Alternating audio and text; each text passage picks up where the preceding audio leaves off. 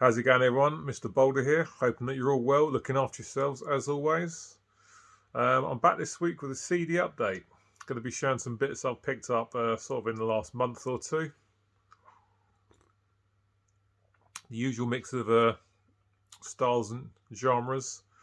Going right back to the 60s with the first one to show today. So let's get straight into it. The Best of the Doors. This is a 2 CD set which came out in 1985. You can tell it's old school because the CDs are just absolutely plain as anything there. You know, these days they've got a lot of sort of pattern and design over them. They were very basic back in the day. I used to hate these guys when I was younger. Absolutely hated them. As the years have gone on, I've really heavily got into a UK punk sort of new wave band called the Stranglers, and I'm a massive fan still of them now.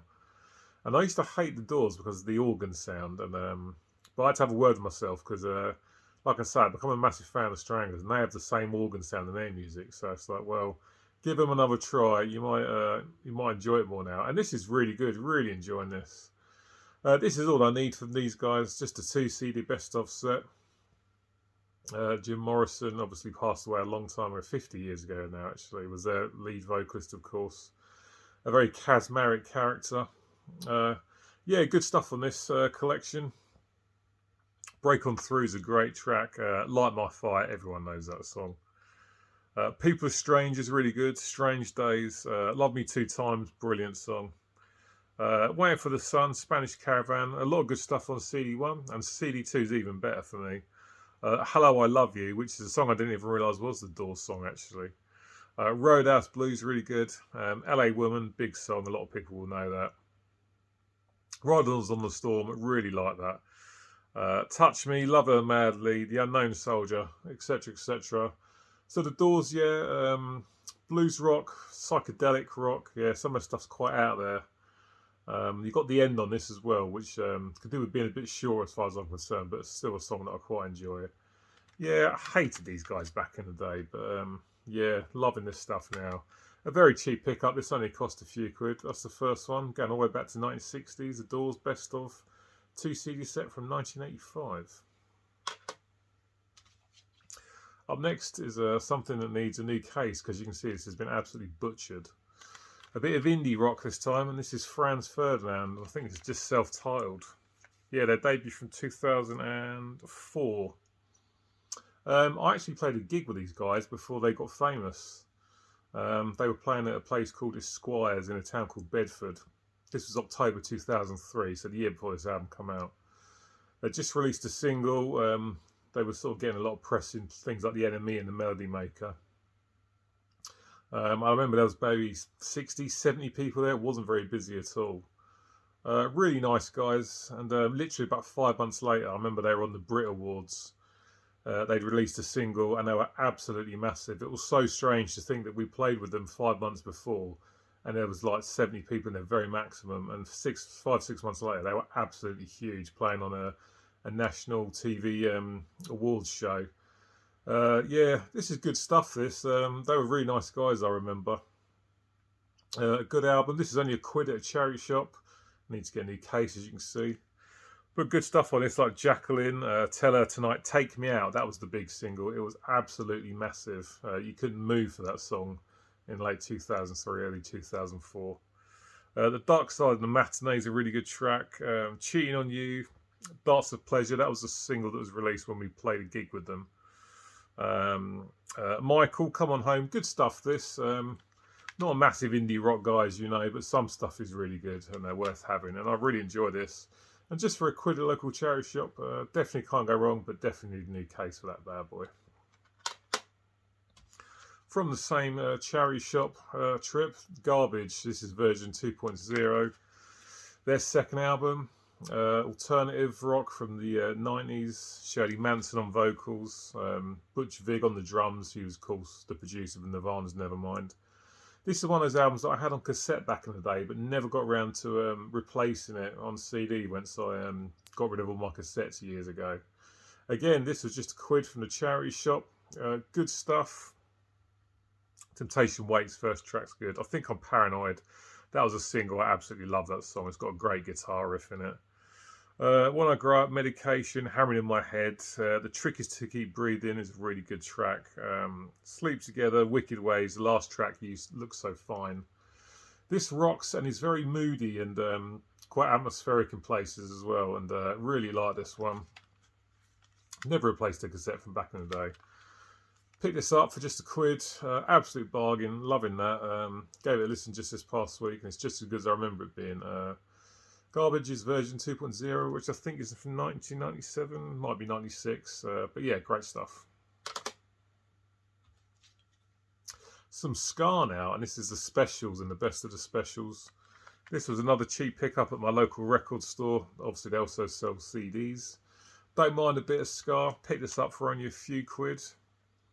I don't like all of this, though, I won't lie. I listened to it the other day, and most of it's good, but some of the songs I don't really care for. But there's stuff on here like Gangsters, which I really enjoy. A Message to You, Rudy. Too Much Too Young, brilliant song. A lot of people will know that one. Rude Boys Out of Jail is really good. Man at C&A, Stereotypes. Ghost Town, that was a very, very big single. And Free Nelson Mandela is the last one. There's a DVD of all the videos on here as well. This is all I need from these guys. Not a big ska fan, hence this best of will do the job. But some of the song when I want something completely different from the death metal and the thrash metal and the glam metal, that kind of stuff, this does the job just nicely. Best of the specials, another nice cheap pickup on CD there. Up next, the last album I need from these guys. This is Everything Must Go by the Manic Street Preachers. Not a big fan of the stuff they're putting out these days. I think it's really, really woeful compared to what they used to put out back in the day. But this is the last one from them that you really need, as far as I'm concerned. It's the first album they made after their guitarist Richie Edwards disappeared, and has still never been found to this day. This is another one that I had on cassette back in the day but never replaced.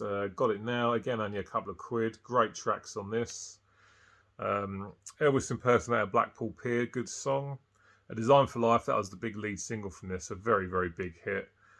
Kevin Carter was another single. I love the guitar riff in that, and the trumpet solo in there. You don't hear that one very often.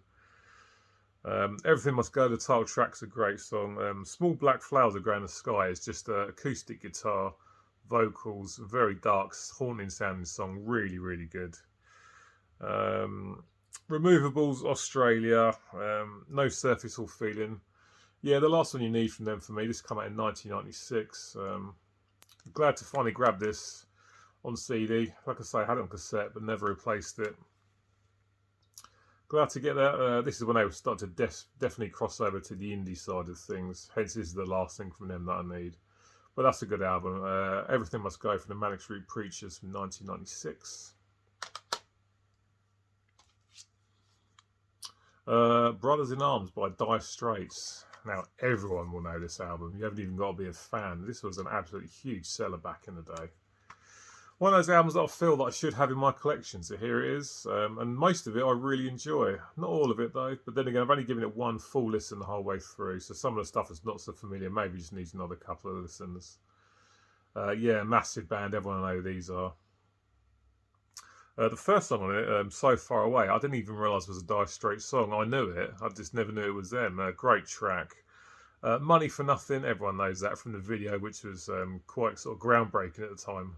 It was horribly dated now, of course, but that's the way technology works. Walk of Life, another big single. Not that fussed on that one, but I still enjoy it. Your Latest Trick's a great track. That almost sounds like a kind of song you'd hear playing in the background of like a posh restaurant in central London or something like that. But yeah, stuff like Why Worry, Ride Across the River. Those songs are okay, but it didn't really grab me very much. But the very last song, the title track, Brothers in Arms, is absolutely superb. Really emotional song. Build up a really good sort of sad atmosphere in that song, but a great song nonetheless.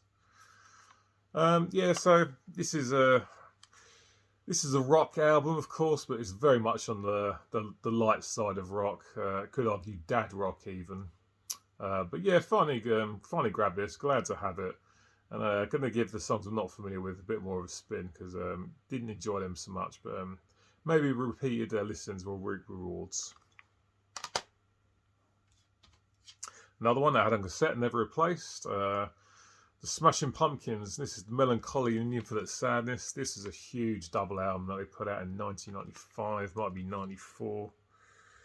1995. Billy Corgan, etc. This is a huge album back in the day. When alternative was king, this was absolutely everywhere. And a lot of good songs on this. It's a bit overlong, if I'm honest. It doesn't need to be quite as long as it is, but still a lot of stuff in it that I really enjoy. Bullet with Butterfly Wings is fantastic. So is Tonight, Zero. That's another song I really like. I love the guitar riff in that. I Know To Know One's good. Take Me Down, I really enjoy. Bodies, 33. 33 is a great song. Really stripped back, but fantastic. Sounds fantastic. 1979, that was another single. I really enjoy that song as well. It's got a great catchy chorus. I like the drum beat as well. We Only Come Out at Night. Farewell and Goodnight. Big double album. Like I say, for me, could be a bit shorter. But again, this is another very cheap pickup. This only cost about £3, maybe £4, something like that. But glad to have it in the collection. I've got a best of, and I thought that'd do, but I saw this, and for such a cheap price, you can't really go wrong. So I grabbed it. Good stuff. Smashing Pumpkins, one of the big alternative bands from the 90s, and they are back now, actually. Get onto the heavier side of things now, and I was actually supposed to show these next two in my last CD update, but I completely forgot. And this is White Zombie and their debut. I can never remember the bloody title. La Sextoristo, Devil Music Volume 1. Not sure if I said that correctly. This one passed me by in 92. I wasn't familiar with them at all. John Tempest on drums. He was fresh out of Exodus. Can't remember the guitar player. The bass player was called Sean, I remember, and that was Sean Uso, I think her name was. Quite unique at the time because you didn't get many women in metal bands. And obviously Rob Zombie on vocals, who's gone to have his own solo career and directing horror films like the remakes of the Halloween, House of a Thousand Corpses, that kind of stuff. Good album, this. Thunder Kiss 65 was the big song off of this. It was a single. Really enjoy that one.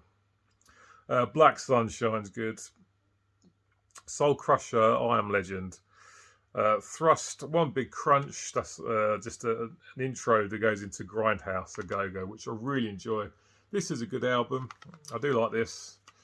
However, for me, it was all about the follow-up. This is Astro Creek 2000, again from White Zombie. This came out in 1995. I saw them this year. They played Donington with Metallica, Therapy, Skid Row, Corrosion of Conformity, etc. This is a great album, and this was absolutely everywhere at the time. It was absolutely huge. And stuff from this that I still love now. Supercharger Heaven's a great song. Creature of the Wheel, Electric Head, Grease Paint and Monkey Brains, More Human Than Human. That was a huge, huge single. That video was absolutely everywhere. Blood, Milk and Sky, etc. This was huge, absolutely massive. I can't believe they didn't go on to do more. And I don't really know why they did split up. Because they were really riding high on some momentum here. But yeah, never did anything else after this. But this was just a huge, huge album. Absolutely everywhere. Great live band as well. I remember when they played Donington. It was absolutely superb.